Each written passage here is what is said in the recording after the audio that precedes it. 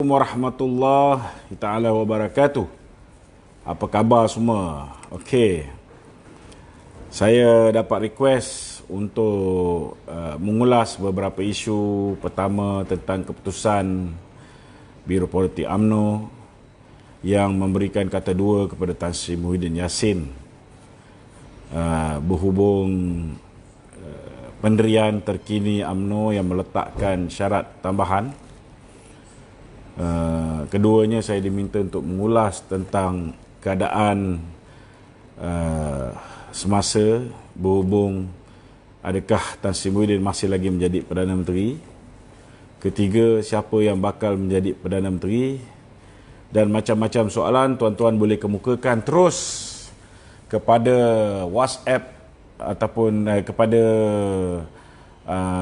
link di bawah ni, supaya saudara Wan Quraisy dan juga saudara Hanafi boleh bertanyakan soalan anda terus kepada saya. Okey, silakan Wan. Okey, Assalamualaikum Dok. Waalaikumsalam. Okey, soalan pertama, Ya. adakah Tan Sri Muhyiddin kekal sebagai Perdana Menteri ataupun Malaysia kemungkinan akan mempunyai bakal Perdana Menteri yang baru? Okey. Pertama sekali, sebelum ini kita lihat orang pertama yang telah menyatakan bahawa beliau tidak lagi menyokong Tan Sri Muhyiddin sebagai Perdana Menteri ialah Datuk Seri Nazri Aziz. Datuk Seri Nazri Aziz, Panglima daripada Padang Rengas kita. Dan orang kedua yang menyatakan bahawa beliau mahu mengemukakan usul undi tidak percaya kepada Tan Sri Muhyiddin ialah Yang Berhormat Mulia Tengku Razali Hamzah. Dan kita tahu bahawa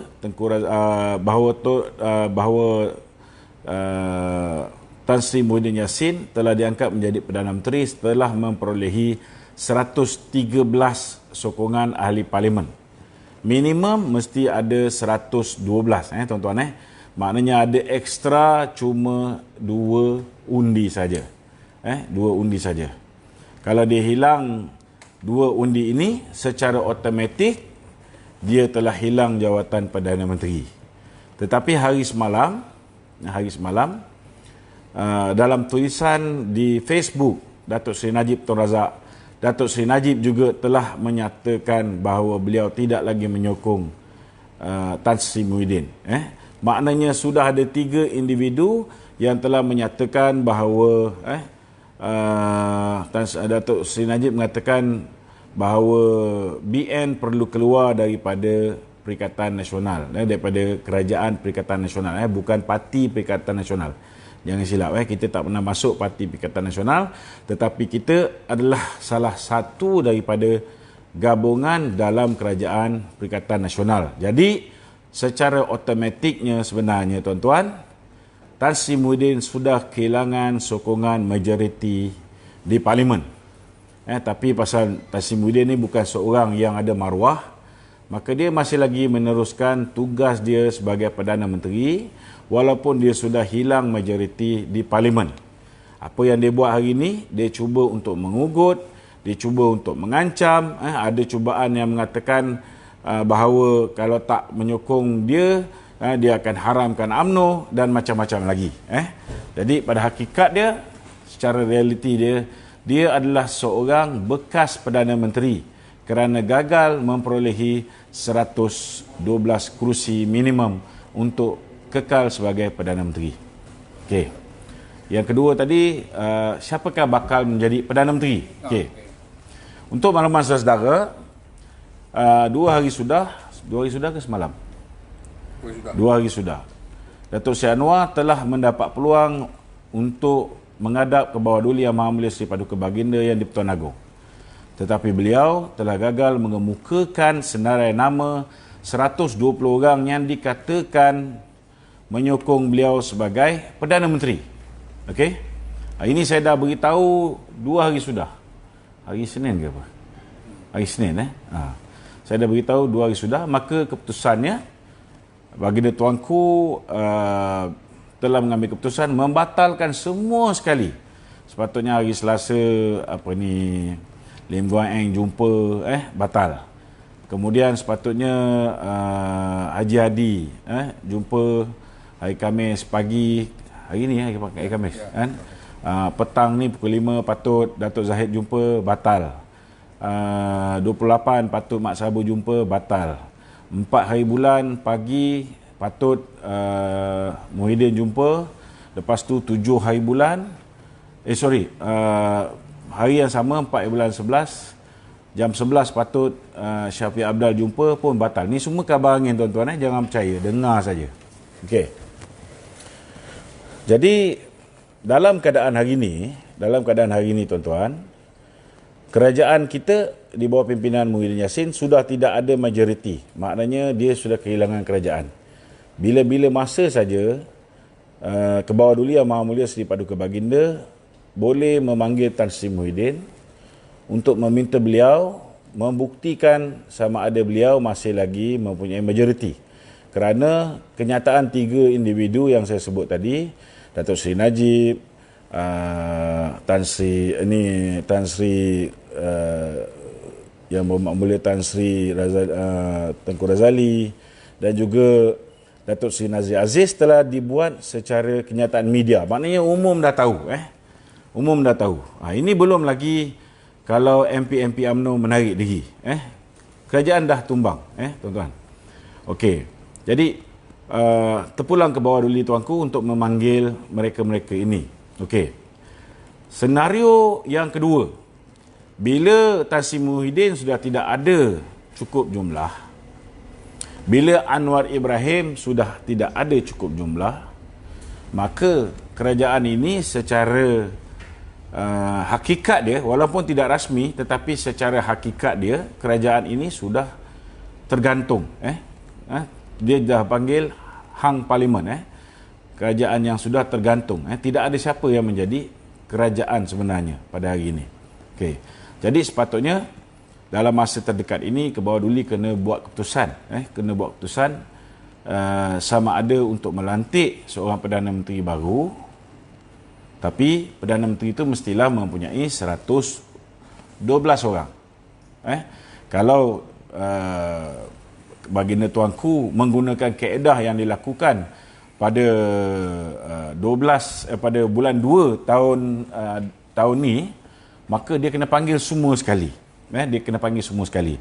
Dan seperti mana yang tuan-tuan maklum, bahawa hari ini mereka telah mengadakan, Kebawah Duli tuanku telah menitahkan supaya istana adakan semi lockdown. Maknanya tak ada siapa boleh datang menghadap ke bawah Duli tuanku untuk menjaga keselamatan. Sebab peringkat awal itu hari, masa PKP yang pertama tu, ada kaki tangan istana yang terkena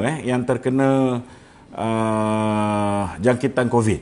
Jadi tuanku mengambil langkah berjaga-jaga. Jadi apa yang mungkin boleh berlaku tuan-tuan, apa yang boleh berlaku ialah pada 7 hari bulan November ketika pembentangan belanjawan. Okey.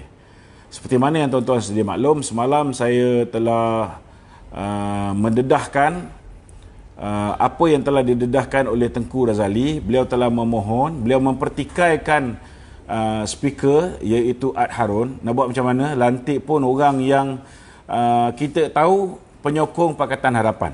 Mahathir lantik Ad Harun ni sebagai pengurusi SPR. Ad Harun pula lantik Azmi Syarum, yang memang terang-terang orang bersih, orang DAP, orang yang pro kepada gerakan bersih yang ditaja oleh NED, yang ditaja oleh Soros belakang dia. So, macam mana kita nak expect mereka ni boleh berlaku adil, tuan-tuan? Mereka memang bias kepada Pakatan Harapan. Jadi, itu sebabnya tuanku Tengku Razali telah mempertikaikan kenapa usul beliau untuk membuat undi tidak percaya kepada Perdana Menteri tidak diberikan tempat. Dan Harun menjawab kena usul tu usul menteri. Dan inilah menyebabkan satu lagi pendedahan yang mengejutkan semalam, saudara, bila mana Tengku Razali mengesahkan bahawa beliau cuba disogok. Disogok dengan jawatan pengurusi Petronas. Tapi alhamdulillah beliau tolak. Tapi lebih hebatnya tuan-tuan, sebelum ni orang yang mungkin kita tak sangka-sangka iaitu Datuk Seri Nazri Aziz juga, walaupun ditawarkan jawatan pengurusi PNB, beliau telah menolak tuan-tuan. Dulu mula-mula sebelum dibentuk Kerajaan Perikatan Nasional, dia tolak jawatan apa dipanggil? Dia menolak jawatan menteri penuh bila Muhyiddin tawarkan dia. Sekarang bila ditawarkan jawatan PMB pun dia tolak. Hebat kita punya Datuk Seri Nazri ni. Besok lusa bila Tengku Razali tak nak jawatan pengurusi Petronas, dengan pengurusi Petronas pun Muhyiddin tawarkan kat Datuk Seri Nazri Aziz ni. Dah terdesak tuan-tuan. Bila dah terdesak ni, apa yang dia boleh capai tuan-tuan, dia capai. Nak lepaskan tengkuk dia. Jadi hari ni saya nak beritahu dengan saudara, bagi saya lah, bagi saya, yang terbaik yang tuanku patut buat sekarang ni, yang terbaik ini cadangan saya, tak semestinya perlu diguna pakai oleh sesiapa saja. Apa yang tuanku boleh buat sekarang ni, kita berhadapan dengan COVID. Saya, ramai orang cakap kenapa nak cerita pasal politik time sekarang ni, tapi saya nak beritahu, yang tak nak dengar tentang politik tu tak payah tengok lah. Senang je. Tapi kena ingat, ada setengah orang nak tahu apa yang bakal berlaku pada negara. Kerana masa depan negara, kedudukan ekonomi negara, tentang bantuan yang bakal diterima oleh mereka-mereka yang terjejas akibat COVID, semuanya bakal ditentukan oleh siapa yang bakal memerintah negara ni. Jadi ramai orang yang nak tahu. Jadi kalau siapa yang tak minat nak tahu pasal politik time musim COVID, tak payah tengok. Itu je saya minta. Saya tak boleh nak kecam tuan-tuan, dan tuan-tuan bebas. Tuan-tuan boleh kecam saya. Saya cuma boleh senyum saja. Ada aku kisah. Okey tuan-tuan. Jadi sekarang ni saya nak mencadangkanlah. Ada dua benda yang saya nampak boleh dibuat. Okay. Pertama, boleh dilantik interim Prime Minister, Perdana Menteri interim. Ada orang kata, oh tak boleh, susah kalau ada Perdana Menteri interim. Semua orang kena menghadap, KSU, setiap kementerian kena menghadap, macam menghadap Tun Mahathir tu hari. Kena ingat, ketika baginda tuanku melantik Tun Mahathir menjadi Perdana Menteri interim, ketika itu Tun Mahathir sudah berasa kecewa dengan kepimpinan PPBM, termasuklah Muhyiddin ni. Jadi dia pun kecewa dengan Lim Guan Eng, dia kecewa dengan Anwar Ibrahim, dia kecewa dengan semua orang. Sehingga menyebabkan dia terkontang-kanting seorang. Jadi bila dia seorang, dia tidak melantik menteri interim. Yang ini yang saya nak beritahu. Kalau ikut peruntukan undang-undang, okey? Ikut peruntukan undang-undang, kalaulah tuanku melantik contohnya dia melantik seorang macam Tun Mahathir menjadi Perdana Menteri interim, Tun Mahathir boleh melantik menteri interim. Jadi KSU semua sekali boleh report tu menteri-menteri setiap kementerian. Tak perlulah semua orang nak tunggu Tun Mahathir. Sama juga kalau sekarang ni, kalau katalah tuanku mengambil keputusan untuk melantik Tengku Razali lah contohnya, saya nampak yang agak senior, yang orang tak ada komen banyak ni, mungkin Tengku Razali. Tengku Razali ni dia baik dengan semua orang. Dia boleh berkawan dengan sesiapa saja. Jadi kalau dia dilantik, maka dia boleh melantik dia punya menteri interim. Kalau katalah tuanku melantik dia selama 3 bulan. Sementara menunggu COVID ni selesai, lepas COVID selesai tu boleh dibubarkan parlimen. Maka menteri interim juga tempoh sah laku dia 3 bulan. Habis je tempoh 3 bulan tu, menteri interim tu pun dah tak ada jawatan menteri interim lagi. Kalau lepas 3 bulan masih lagi teruk COVID ni, nak sambung lagi, tuanku mempunyai kuasa penuh, sambunglah 3 bulan ke lagi. Ini nak kena faham. Ini satu perkara yang mungkin boleh dibuat. Perkara kedua yang mungkin boleh dibuat, kalau selama hari ini kita tak pernah ada darurat, kecuali ketika kita berhadapan dengan ancaman komunis. Tapi sekarang kita berhadapan dengan ancaman wabak. Jadi darurat ini tak semestinya diwujudkan ketika kita berhadapan dengan peperangan ataupun kita berhadapan dengan komunis ataupun pengganas. Kalau kita berhadapan dengan wabak juga, kita boleh mengisytiharkan darurat. Dan tuanku juga boleh melantik siapa saja, termasuk mungkin Jeneral Angkatan Tentera boleh menjadi Perdana Menteri sementara, ataupun pengurusi mageran, ataupun orang yang bertanggungjawab ketika tempoh darurat itu dilakukan. Cuma kita mengharapkan bila orang nak menjaga darurat dalam keadaan sekarang, kita tak naklah darurat macam zaman dulu kan, dia akan menjahanamkan, melingkupkan ekonomi kita. Jadi orang yang nak jaga zaman darurat ni mestilah orang yang betul-betul capable. Kita tak boleh buat macam style darurat macam dulu, macam berlakunya 13 Mei. Tak boleh. Tak boleh tuan-tuan. Kerana kita nak pastikan ekonomi jalan macam biasa, pelabur asing masih dapat melabur ke Malaysia. Kita kena pastikan benda ni semua. Jadi itu sebabnya ini terpulang kepada baginda tuanku. Saya dengar pun tak lama lagi ke dalam masa terdekat ni akan ada sidang majlis raja-raja. Kita mengharap baginda tuanku-tuanku dapat memikirkan yang terbaik buat rakyat. Ada soalan lain? Okey Tok, berkenaan dengan malam tadi, Ya. apa yang kita tahu ada musyarat. Ya. Apakah dia perkembangan tu? Musyarat di antara Yang Berhormat Ahmad Mazlan. Ya. Berkenaan dengan Malam tadi selepas dia mesyuarat Biro Politik UMNO, Biro Politik UMNO telah memutuskan untuk mempertimbangkan untuk keluar daripada Perikatan Nasional, daripada kerajaan ke Perikatan Nasional, bukan parti Perikatan Nasional,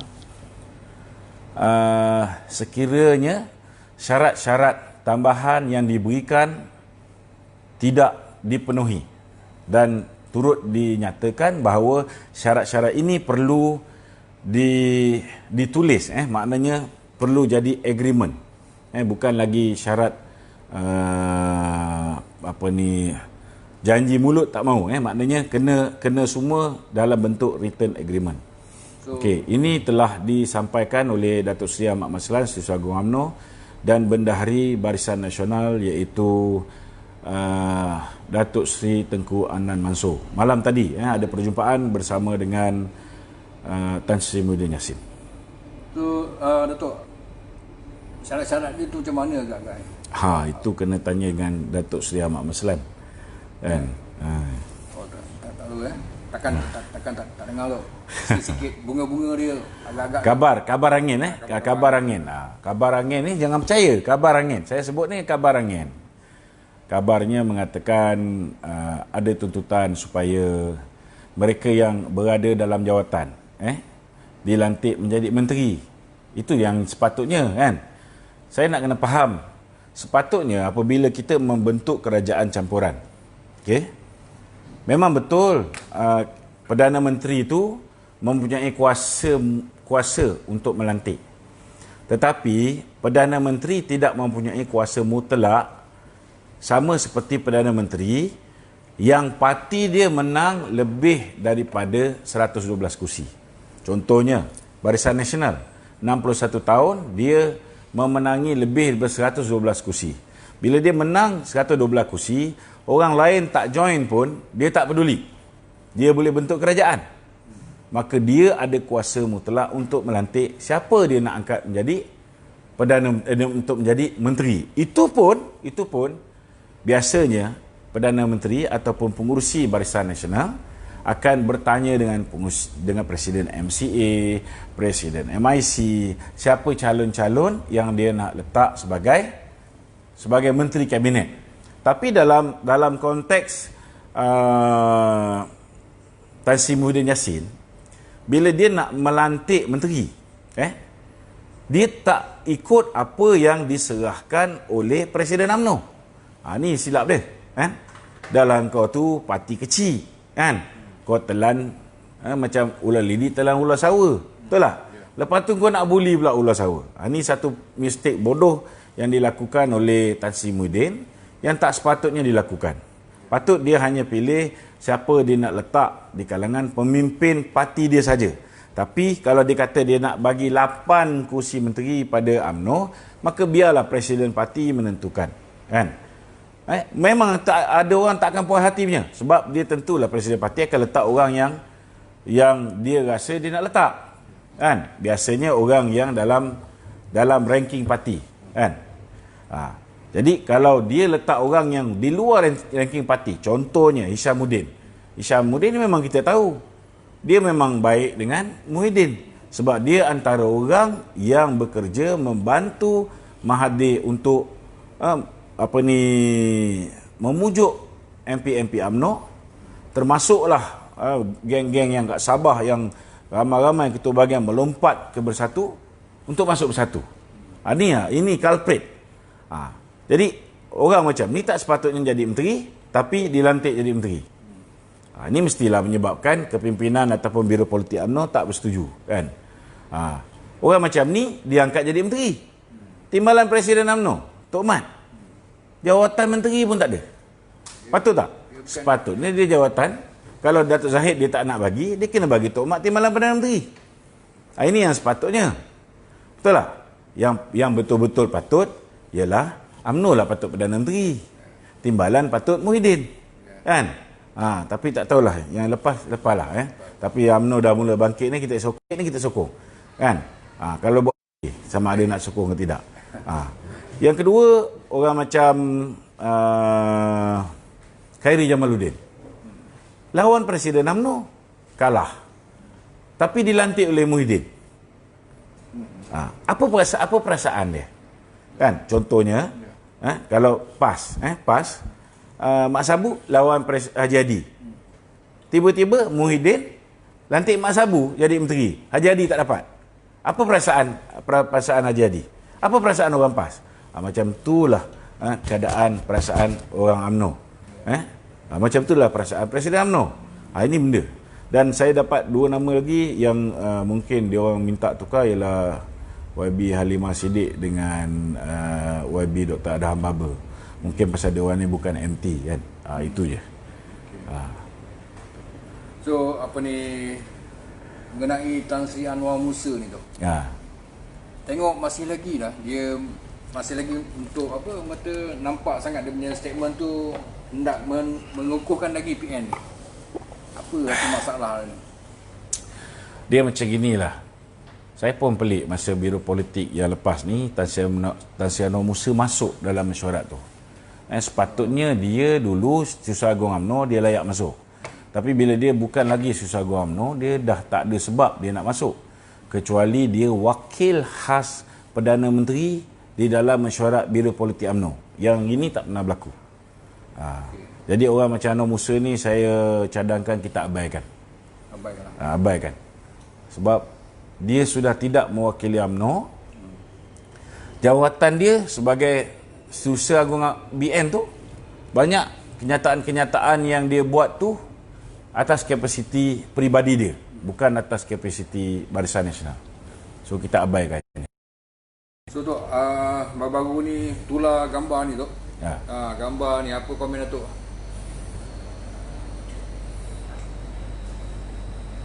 Gambar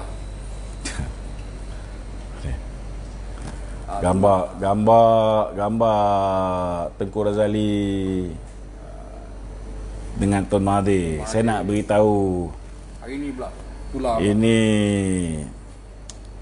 Khairuddin ni dia memang kerja dia broker. Kerja dia mengatur perjumpaan orang-orang penting ni. Dia cari makan cara macam tu. Saya tak tahulah macam mana cara dia mengatur Tengku Razali ni berjumpa dengan Tun Dr. Mahathir. Bagi saya simple saja, kan. Apa salahnya Tengku Razali jumpa dengan Tun Mahathir? Adakah Tengku Razali jumpa dengan Tun Mahathir tiba-tiba Tengku Razali jadi tak cerdik? Saya nak beritahu dengan tuan-tuan, Tengku Razali ni jauh lebih cerdik daripada semua orang, termasuk saya. Sebab apa saya cakap macam tu? Sebabnya Tengku Razali ni tahun 86 lagi dah lawan dengan Tun Mahathir. Dia lebih tahu bahawa Mahathir ni tak guna sebelum kita tahu. Saya tahu lambat sikit. Saya lawan Mahathir ni tahun 97. Bila Mahathir kata Rasulullah ni tak cukur janggut sebab tak ada mesin pisau jilid. Lepas tu dia kata perhimpunan masa ucapan penangguhan dia, Perhimpunan Agung UMNO tahun 98 tak silap saya, dia kata zaman Rasulullah wanita-wanita pakai hijab untuk elakkan pasir masuk, pasir abu masuk kan. Itu sebablah saya dah mula menentang Tun Dr. Mahathir. Lambat sikit lah kan. Tapi orang UMNO lagi lambat lah. Orang UMNO kebanyakannya tahun 2015 baru sedar bahawa Mahathir ni tak guna kan. Lambat sikit. Jadi bagi saya nak beritahu Tengku Razali ni dia bukan calang-calang dia. Itu sebabnya selepas baginda tuanku panggil Anwar Ibrahim, ataupun Anwar Ibrahim mohon nak menghadap, lepas tu tuanku panggil Tengku Razali. Sebab Tengku Razali ni ahli parlimen paling lama tahu. Jangan lupa paling lama. Lebih lama daripada Dato' Najib. Dato' Najib ni kira lama jugalah. Tapi Tengku Razali tu lebih lama, 40 lebih tahun. Dato' Najib pun lebih 40 lebih tahun juga. Dan Tengku Razali ni pernah menang Presiden UMNO tahun 1986 ke 87. Dia menang. 3 kali undi menang, lepas tu blackout. Bila blackout tu ada kerja-kerja kotor orang-orang Tun Dr. Mahathir. Saya ada saksi-saksi yang mengundi. Ramli Botak pun mengundi, mengira undi ketika tu. Lepas dia blackout tu, tiba-tiba Tengku Razali kalah dengan 43 undi. Tuan-tuan. Jadi tuan-tuan cuba bayangkan, kalau orang tu pernah menang, tiba-tiba diisytiharkan kalah. Kemudian tuan-tuan, bila dibawa perkara ni ke mahkamah, akhirnya UMNO diharamkan. Tuan-tuan, UMNO diharamkan. Dan bila UMNO diharamkan, mereka buat UMNO baru. Mahathir buat UMNO baru. Dan letak syarat, tuan-tuan, ada 1000 nama tak boleh masuk UMNO. Antara namanya Tengku Razali, Rais Yatim, 1000 nama tak boleh masuk UMNO. Itulah punca berpecahnya orang Melayu. Ni kena faham ni. Itulah punca berpecahnya orang Melayu. Sebab ialah kita orang politik, kalau dah tak boleh nak masuk parti UMNO tu, disekat oleh Mahathir, habis nak masuk parti apa? Buatlah parti baru. Kan? Ini realiti tuan-tuan. Inilah punca perpecahan orang Melayu yang ditunjangi oleh Mahathir Mohamad. Jadi saya nak beritahulah, tak payah sangsilah dengan Tengku Razali punya kebijaksanaan. Tengku Razali ni bukan bodoh lah tuan-tuan.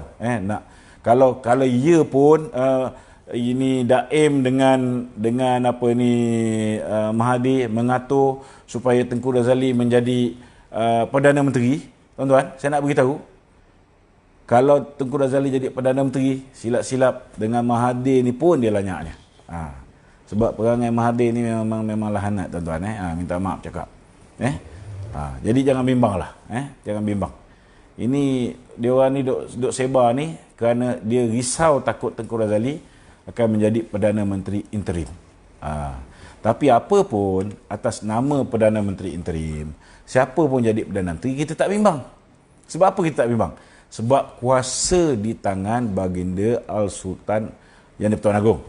Baginda Yang di-Pertuan Agong. Maknanya, kalau tiba-tiba Perdana Menteri ini tak ikut cakap agung, ataupun bertindak tidak berperi kemanusiaan, zalim, menindas rakyat dan sebagainya, maka agung bila-bila masa saja boleh menggugurkan dia punya Perdana Menteri interim. Jadi tak perlu bimbang. So Datuk, akhir sekali untuk petang ni, apa nasihat Datuk pada ahli-ahli UMNO kita ni berhubung dengan kemelut kerjasama dengan PBBM ni? Ya. Saya tak ada nasihat untuk ahli UMNO. Apa yang dihantar kepada Tan Sri Muhyiddin malam tadi akan diputuskan oleh MT UMNO pada hari Sabtu ni. Saya cuma minta satu dengan MT UMNO ni, kan? Pertama, bila ada syarat tu, maknanya kalau syarat diterima, kerjasama ini akan diteruskan. Tidak ada satu syarat pun yang patut diletak oleh UMNO untuk meneruskan kerjasama dengan PPBM kecuali sekiranya UMNO menjadi Perdana Menteri dan PPBM menjadi timbalan. Itu je syarat dia. Kerana kalau UMNO menjadi Perdana Menteri, keputusan yang dibuat oleh kerajaan ianya akan meletakkan kepentingan rakyat lebih tinggi daripada segala-galanya. Tapi bila UMNO duduk dalam kerajaan, jadi balaci kepada Muhyiddin Yassin, bila mereka buat keputusan pasal COVID, Menteri Kesihatan pun tak boleh buat apa. Menteri Keselamatan kita pun, nama Menteri Keselamatan tapi tak boleh nak buat apa-apa. Bila apa ni, isu ekonomi contohnya, penjual bailout syarikat Tycoon Cina baru-baru ni, kita pun tak boleh buat apa. Tentang masalah bantuan yang patut diberikan kepada rakyat dalam musim PKP ni, sepatutnya kita injek lebih banyak stimulus package. Ini pun kita tak boleh nak buat apa-apa. Banyak isu-isu, terutamanya isu berhubung dengan kepincangan sistem perundangan kita, malicious prosecution ataupun pendakwaan yang berniat jahat, pendakwaan terpilih, selective prosecution masih berterusan. Kita tengok kepimpinan UMNO masih lagi dianiaya menggunakan SPRM, menggunakan Mahkamah Malaysia, menggunakan lembaga hasil dalam negeri, ahli keluarga pun terkena sekali. Kita tak boleh buat apa. Tetapi orang macam Azmin Ali, walaupun dah sah, seperti mana semalam disebut oleh Datuk Seri Nazri Aziz, sampai sekarang kita tak tahu apa status kes dia. Sedangkan saya, Datuk Seri Muhammad Ali, yang berhormat senator, Ketua Bahagian UMNO Tangguh Batu, telah pergi ke Jakarta. Kita dah pergi ke London untuk buat forensic report. Memang video tu tulen, memang sah dalam video tu sama dengan gambar Azmin Ali, tapi tak ada sebarang tindakan daripada kerajaan Muhyiddin. Apa maknanya, tuan-tuan? Maknanya kerajaan Muhyiddin ni dia melindungi salah laku moral, seks luar tabi'i oleh menteri kanan dia, yang dia lindungi. Tapi bila kena kat orang UMNO, dia lanyak, dia seksa, tuan-tuan. Kalau nak adil, orang UMNO kena, orang dia pun kena. Tapi orang dia, semua dia selamatkan. Kes anak Hamzah Zainuddin, selamat. Kes yang melibatkan YMDB, Ahmad Maslan kena, Syarif Samad kena, Mas Elmiati, selamat. Mustafa Muhammad, selamat. Apa nak jadi? Jadi mana boleh kita membenarkan untuk satu syarat kurang daripada jawatan Perdana Menteri diberikan pada Muhyiddin. Ini saya nak beritahu. UMNO tidak boleh bagi syarat kepada parti kecil Muhyiddin ni yang hanya menang 13 kursi, dan daripada 13 kursi ni cuma ada 6 orang je yang masih menyokong dia untuk menjadi Perdana Menteri. Bila minoriti menjadi Perdana Menteri, orang yang dia akan gunakan dalam pemerintahan dia ialah daripada golongan minoriti ni. Maka yang majoriti ni akan terus dibuli. Jadi kalau masih lagi meletakkan syarat rendah daripada jawatan Perdana Menteri, maka lingkuplah UMNO dalam pilihan raya akan datang. Kerana UMNO tidak akan berupaya untuk menjaga kepentingan rakyat. Jangan sampai hari Sabtu ni MT UMNO mengambil keputusan terima jawatan timbalan Perdana Menteri, terima jawatan 4 lagi menteri kabinet baru, menggantikan 4 orang tu. Lepas tu kita akur jadi barua kepada Muhyiddin Yassin. Minta maaf lah, saya kalau boleh memang nak dah cakap lah, nak hentikan daripada bercakap pasal ni. Tapi ini cuma nasihat, bukan saya membalun, tapi saya kena beritahu apa yang patut dibuat. Dan saya juga minta, kalau betul lah akhirnya pada hari Sabtu untuk meninggalkan Pakatan Harapan. Saya merayulah, janganlah ambil keputusan meninggalkan Pakatan Harapan, lepas tu pergi menyertai Anwar Ibrahim. Maka akhirnya kita keluar daripada mulut naga, kita masuk mulut buaya, tuan-tuan. Kerana sama je. Kalau kita join dengan Anwar Ibrahim, Anwar mungkin tak zalim sebab dia dah merasa duduk dalam penjara. Mungkin dia takkan penjarakan Datuk Najib, dia takkan penjarakan Datuk Zahid, kerana dia dah pernah duduk dalam penjara. Dia dah rasa bagaimana dia aniaya. Mungkin dia tak zalim macam Mahathir, tak zalim macam Muhyiddin. Tetapi tuan-tuan, selagi nama dia presiden parti PKR, maka dia sebagai presiden kena jalankan tanggungjawab dia memperkukuhkan kedudukan parti dia. Saya nak beritahu Anwar ni problem dia punya seks luar tabi'i. Tapi yang lain dia tak ada problem. Sama juga Azmin Ali. Azmin Ali kalau dia tak main butut ni, saya nak beritahu, dia seorang pemimpin yang bagus, pandai jaga rakyat, pandai buat kerja-kerja politik. Dari segi kerja politik memang tak boleh lawan. Sebab dia belajar daripada Anwar Ibrahim. Anwar Ibrahim belajar daripada mana? Anwar adalah kilang UMNO. Kena ingat tu. Nak menjaga rakyat. Cuba bayangkan akan jadi pada UMNO. Tuan-tuan, dia akan perkukuhkan kedudukan parti PKR. Maka makin lama UMNO akan jadi makin lemah. Tuan-tuan.